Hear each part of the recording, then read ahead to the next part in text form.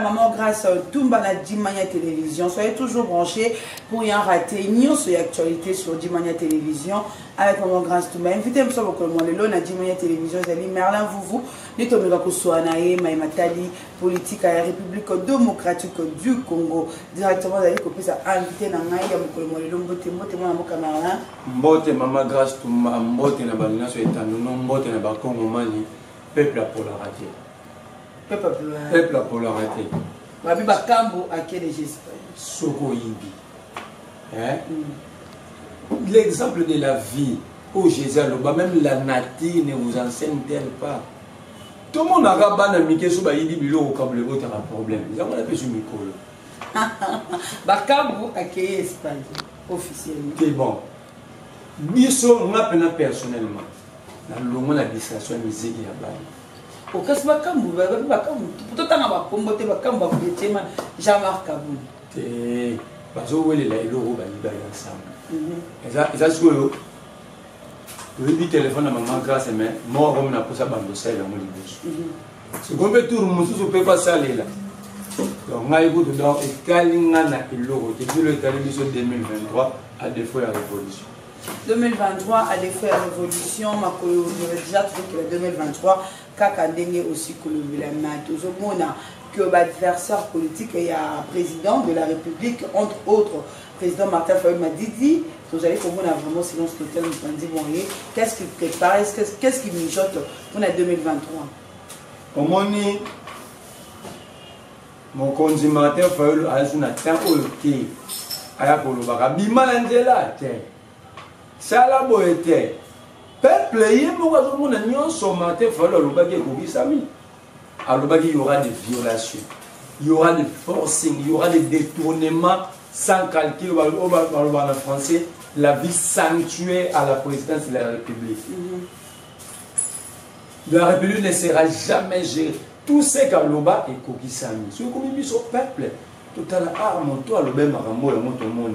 Ne bon pas de la calabata, on a prophète, bando la Christ, tant habit. Babunda, pour le coup, les amis, ils babundi. So, il y a un peu de Martin Fayulu le sang. Avec le Bogondo, ça Bogondo Rwanda. Baougandais, Bayatena, Rwanda, Oregenda, Rwanda, Tena, Ouganda. Ce que vous dites, Martin Fayulu va souvenir. Il est qu'un seul individu. Il voit, il vous explique, c'est à vous d'agir. Là, on a dit que Martin Fayulu parce que c'est notre or pour vous protéger. Plus de gens plus de gens exposés.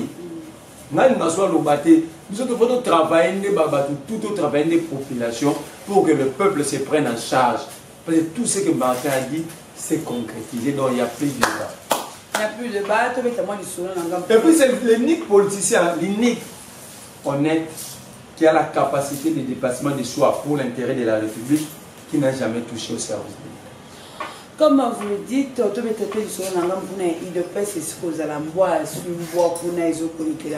qu'est-ce qui se passe vraiment dans l'UDPS? C'est pas aller vraiment pour les amis. Makambozo le kanangambo ya talibani, obango babibenga ba taliban. Or ba taliban baza ba terroriste ba criminel. Vous avez ba bantu.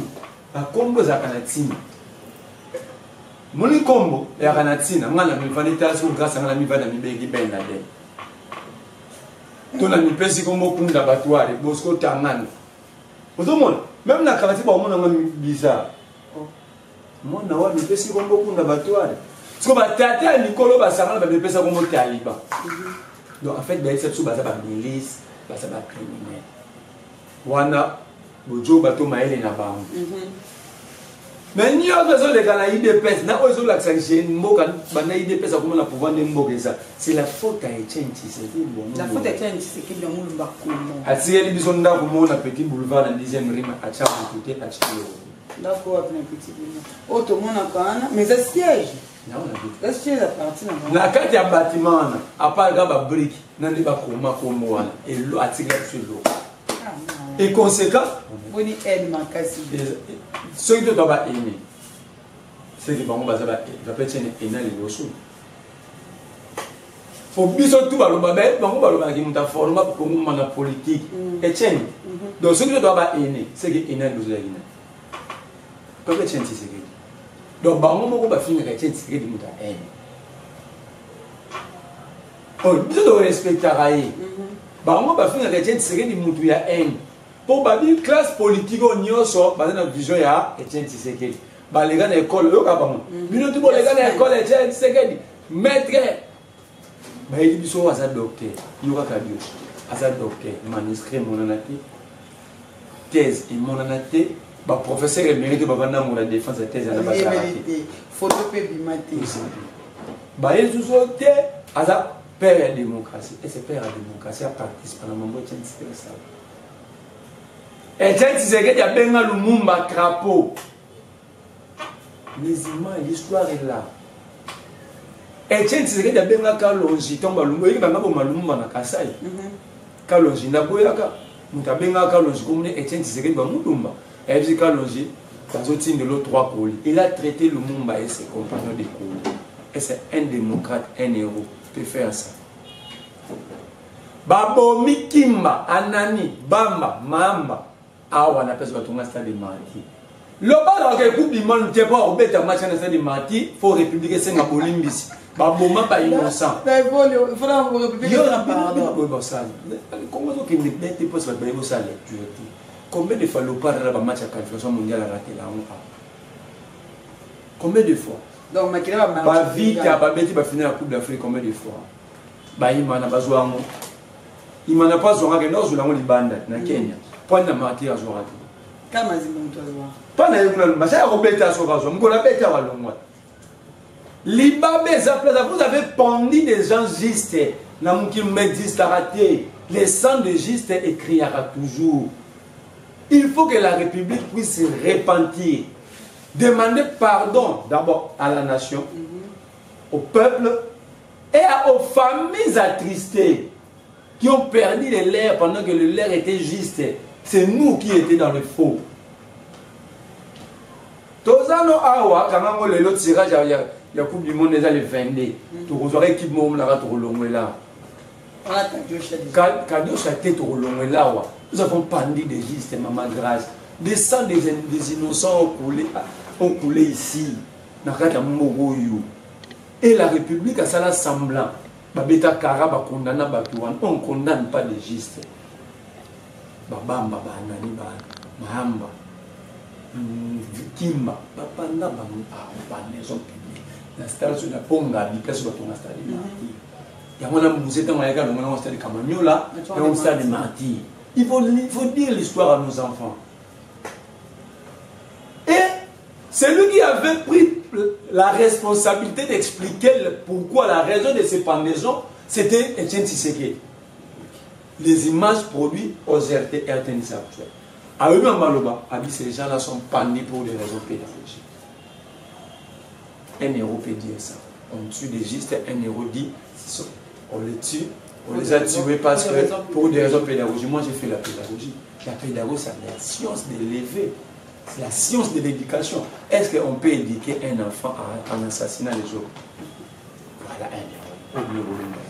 Merci, merci. Donc en fait, Etienne, si donc il en a assez, il nous a légué que la maison, la petite boulevard, est trop vide. Une maison sans meubles, sans calcature, sans architecture, sans hauteur de fabrication, sans préparation et avec des apprentis jusqu'à aujourd'hui. Donc il y a un problème. Sous la mission identifiée, ils sont dans l'opposition, dans la société civile, ils sont au pouvoir. Dans le mot journaliste, il y aura pour analyse, il y a un faux. Mais vous voyez, ça m'a répondu. En fait, vous avez déjà comme Jean-Marc. Les gens regardent Jean-Marc Aboun veut agir parce qu'il a été menacé. Mais l'opinion des vécus des innocents que Jean-Marc Aboun a trouvé ici. Combien de fois, c'est un homme d'État. On le disait, l'excès appelle la bêtise. Ok. Donc, à combien trop d'excès, on est bêtise.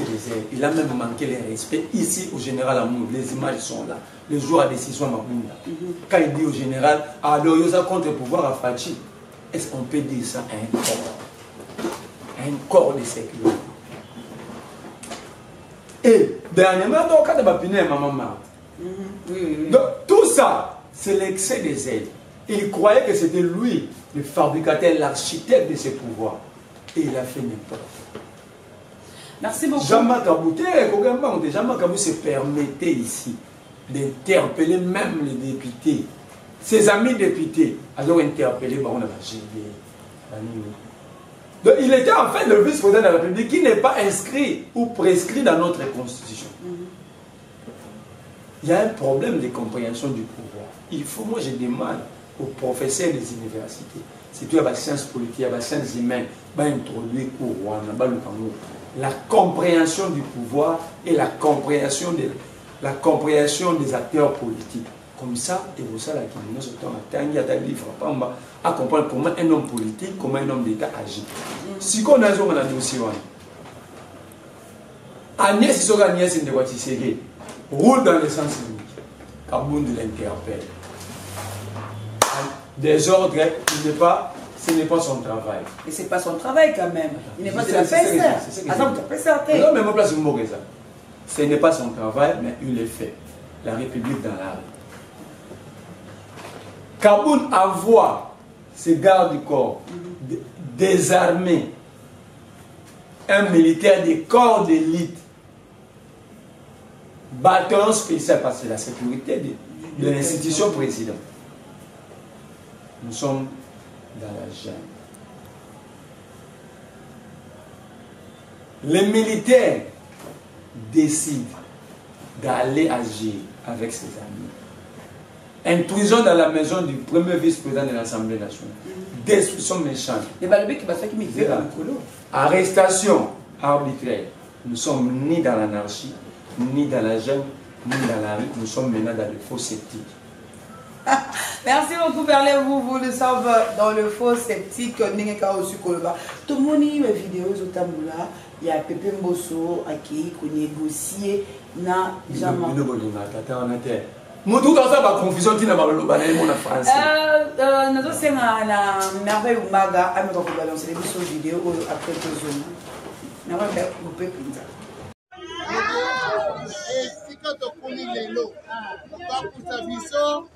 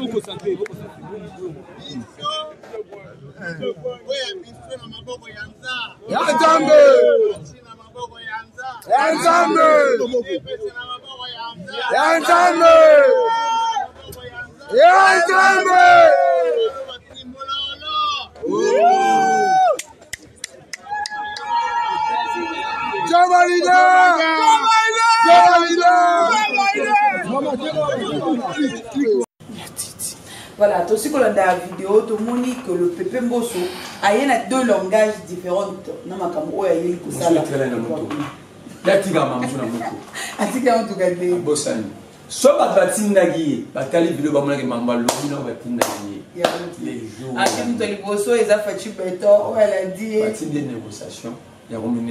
Pauvre mambo za les lotis ça va zaïmo pas azara politicien était en mobu azaïmo pas bato ba za robine na mobu azari politicien ba moka kozo azagi toto mbeli mobu to na lingomba ne bien ko dire azara politicien C'est un politicien accidenté. Moni, ce que tu as dit, c'est que tu as monté pour y aller. Au moment où l'Assemblée vient d'entériner les membres de la commission électorale non indépendante. Alors, une compréhension avec M. Delis et Sam. Il y a les contraires de l'orthodoxie. Les gestions, c'est la délinquance des gestions. Il y a des délinquants. Parce que il y a un bon mot. Il y a une négociation à niveau haut. Parce qu'il y a une image. Il y a une image. Alors, moi, je vais les premiers, je vais il faut qu'on ait un fatigué, béton. Nani azana simana ye kakata IDPS mukonza IDPS nani Fachi Beto simana ye soda nani Kabun na Assemblée nationale numéro 1 nani Mbosso na simana ye nani Kabun mais le petit oyo kate qui fake news makambo eta exact fake news que le compte de Kabun c'est un compte certifié aja makambo ngba sala ne seleka moni aja mambo ngasa banemi basali biswa motro na bato mobutu donc mais bon, on va pas aller à l'Ibab. Parce que pouvoir dans le moment mabé. Ton compte n'a plus qu'à vérifier. Dans le moment il y a 4G. Compte il y a Kaboun certifié. Lorsqu'un compte est certifié dans les réseaux sociaux, pas de piratage contre les Arabes. Donc cela veut dire, à d'autres termes, c'est un compte sécurisé. Ce que ton dit, Kaboun de Sabiso, bon, on va gérer. On a pété un tic. C'est la recherche, le balation de la piratage. Ok. Qu'est-ce qui prouve que Félix a été soit bon, ça là, soit on aura été beauté, on aura été pour la soulever. Ce qui est Kaboun a loué, il de pesto a loué na poste. Il de pesto à partir. Malgré avoir démissionné. Bon, mais dans le membre de l'Assemblée nationale, vice-président, l'influence qu'il a, dans le pouvoir. Il dépêche à partir de ça, le pan, on va tirer la petite boulevard, la dizaine de années, l'eau, on a 4. Kababri, qui wana. Baba livre, non, nous allons avoir tout le monde dans ma cabine. Il y a un an, CG, que vous avez fait. Nous avons Saban, nous sommes en français, les gens de l'FCC. C'est un secrétaire d'un grand parti qui dit.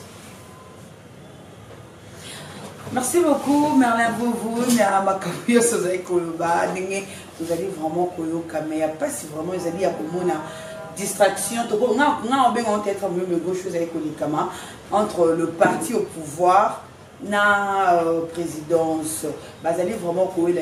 Ah, on va détournement. To yinda ki na mo ah poto ba ko ba mongo ezali boyeli biso épisode o na zo peso ba preuve moi ka siko quand vous prenez le pays qui est riche avec un peuple pauvre, ce peuple-là aspire au changement.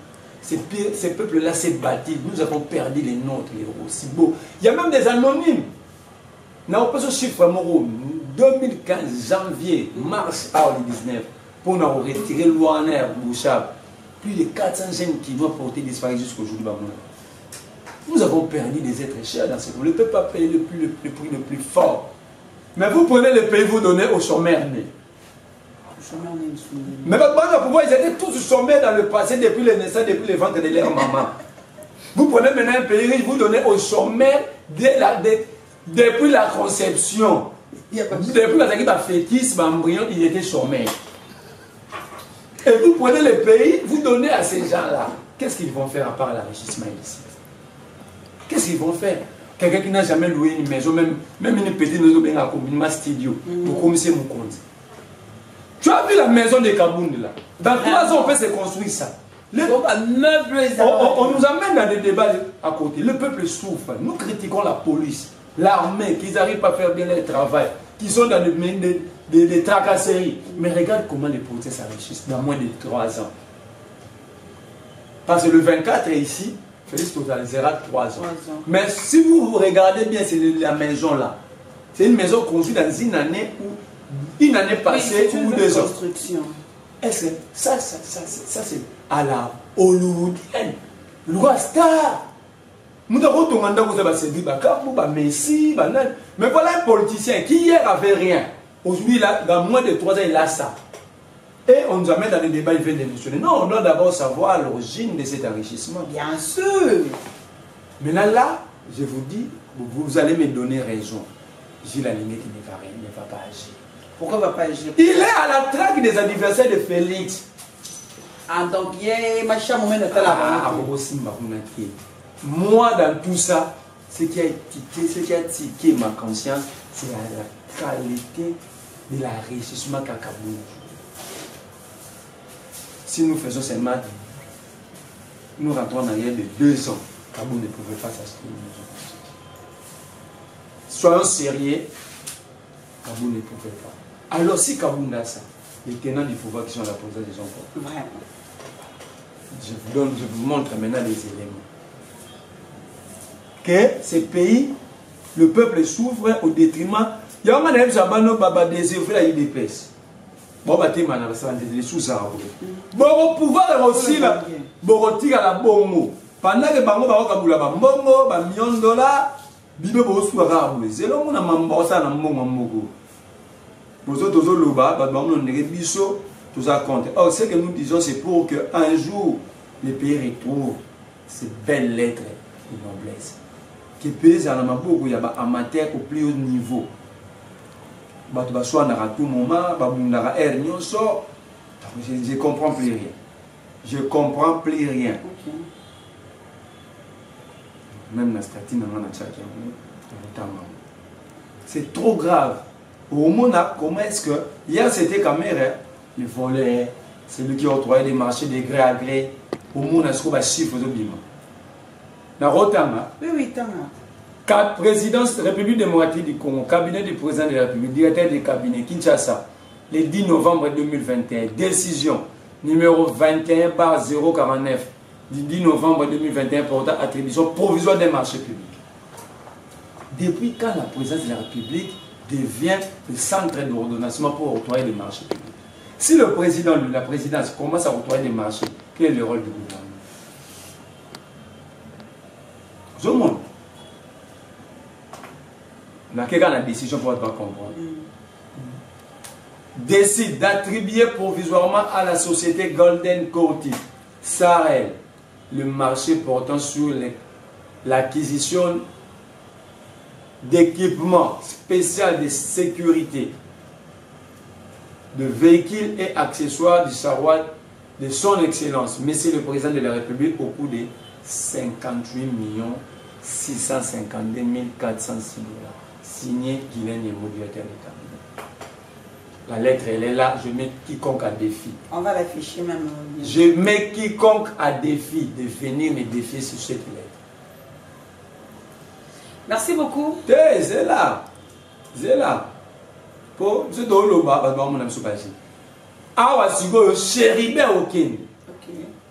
Décision d'attribution provisoire accordée à la société Autogiste Sahel relative au marché de production de permis de conduite biométrique sécurisé avec puce. Dans quel cas on a décision? Décide, article 1, et attribuer provisoirement le marché, montant 85 957 585 $ américains, signé Chéribé Okende, vice-premier ministre en charge du transport et des emplois. Mogé Koufa, oui, des eaux vives. Ouais. Où est le chef, le directeur général de la DGSMPT? Pour ne pas trouver le DGSMPT, c'est la direction générale des contrôles de marché public. Marché morte gros dans la octroyé na kati mboka oyo sakeleka kuna. C'est bon. Nous sommes en face des chômeurs riches, une première dans l'histoire de l'humanité. Des gens qui n'ont jamais créé même baboni bana befe. Bato batekata likas ou même un millionnaire. Donc en fait, 2020 comme tellement important, à défaut, en tout cas il faut une révolution. Merci beaucoup Merlin vous tokomi pratiquement na suka ya émission na biso to la kanana yo peut to la kanana pe na internet na biso. Te ya la kanana bato ezali te ya web saka bato ndezali ke. Ko humanité. Mboka ezokende. Ko or traité na Rwanda na Uganda. Coltan na Rwanda. Cobalt Tanzanie, Zambie, Afrique, Chine. les Congolais ne sont plus maîtres de l'arrestation. Nakati Amboka, plus de 17 armées non contrôlées. 160 groupes armés au Téléma. Mais j'ai lancé un appel aux panafricanistes de soutenir la gente, le pouvoir malien. Numéro de téléphone Plus 243 89 39 31 940. Merci beaucoup, Namerlin, merci pour tout ça qui va pas côté la sur Dimania Télévision. Gros s'abonner vraiment pour rien manquer sur Dimania Télévision avec mon grand Stumba. Je salue merveilleusement Galassi ma caméra. Quant à moi, je vous dis bye et au prochain numéro.